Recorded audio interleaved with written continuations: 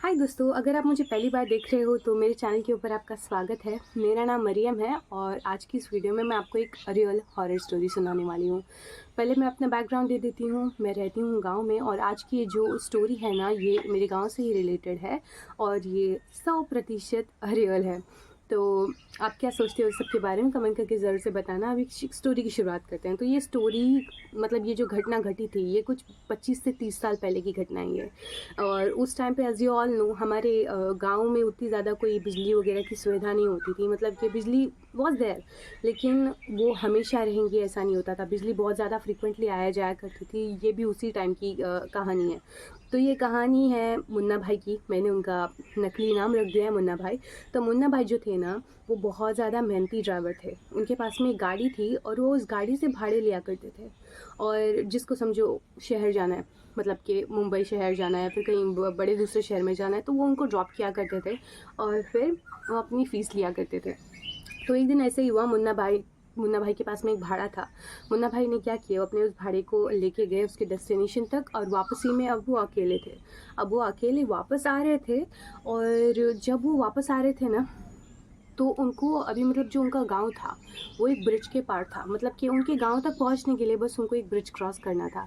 तो उनकी गाड़ी जब वो ब्रिज के ऊपर आई, अभी उस टाइम पर वो ब्रिज जो था वो नया नया बना था और अगेन गांव में कोई बिजली की सुविधा, मतलब लाइट गई हुई थी, तो लैम्प पोस्ट वगैरह कुछ भी नहीं था। घट्टा टोप अंधेरा, चांद भी नहीं निकला हुआ था, फुल ऑन अंधेरा था। बस गाड़ी की जो लाइट्स थी ना, वही ऑन थी। और मुन्ना भाई जो थे ना, अभी उनको बहुत ज़्यादा थकावट हो रही थी, क्योंकि ऑफकोर्स रात के कुछ 2 साढ़े 2 उस टाइप का बज रहा था। तो इस वजह से मुन्ना भाई जो थे वो he was really very tired. तो उन्होंने क्या किया, रेडियो के ऊपर गाने लगाए थे और जिसको सुनते सुनते वो ड्राइव कर रहे थे, because he was very sleepy. फिर उसके बाद में गाड़ी जब पुल के ऊपर आई ना, तो अचानक से उनका जो रेडियो था ना वो बंद हो गया। अभी उनको लगा कोई टेक्निकल खराबी होंगी, उन्होंने ज़्यादा कुछ कोई सोचा नहीं। अभी जो फुल फुल अंधेरा और अभी रेडियो के बंद होने के बाद आवाज़ भी नहीं आ रही थी।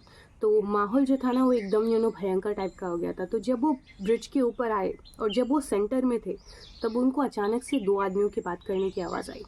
आदमी जो थे वो दोनों मराठी में बात कर रहे थे। एक बोल रहा था तुझे पाई बग, दूसरा बोल रहा था माजे पाई बग।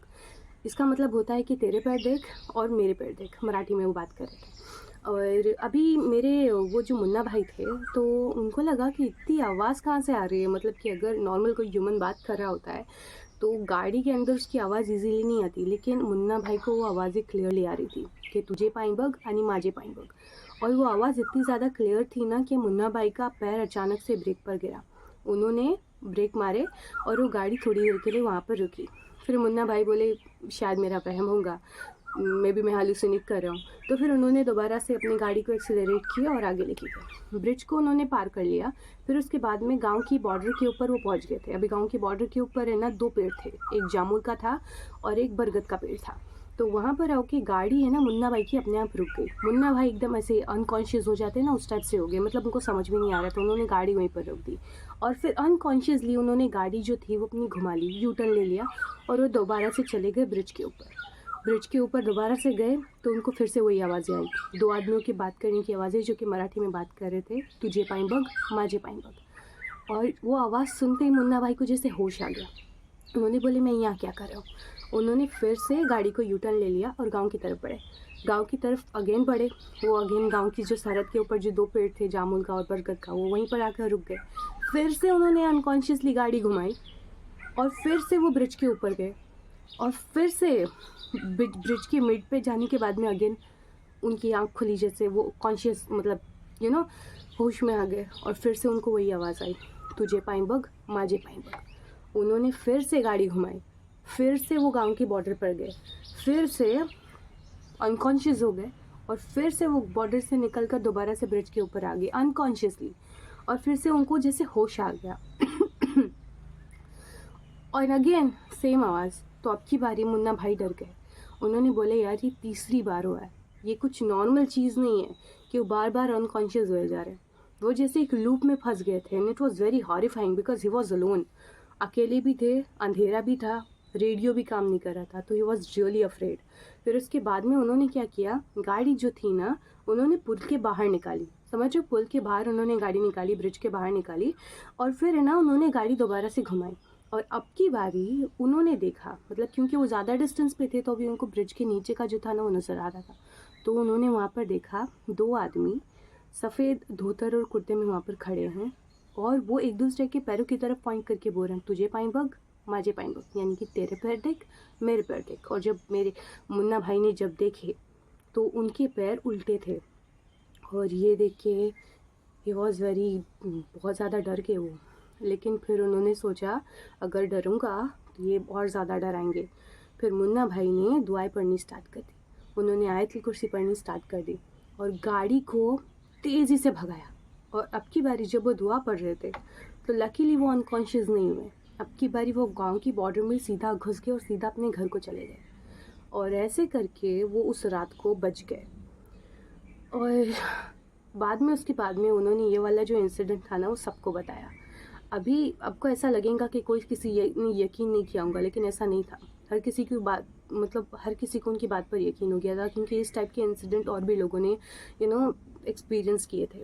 जिनमें से एक इंसिडेंट ये आता है कि एक मेरे अपने करीबी, ओके, तो वो अपनी फैमिली के साथ में रात के टाइम पर अगेन गांव में ही आ रहे थे। तो भी रास्ते में एक ऐसी जगह थी जहाँ पर है ना पानी का स्रोत था, ठीक है, पानी का स्रोत था वहाँ पर और वो घनेरा जंगल था और उस जंगल से होकर वो रास्ता गुजरता था। और ये दोनों रिक्शा में ट्रैवल कर रहे थे, मेरे जो करीबी थे वो और उनकी जो फैमिली थी वो दोनों रिक्शा में ट्रैवल कर रहे थे।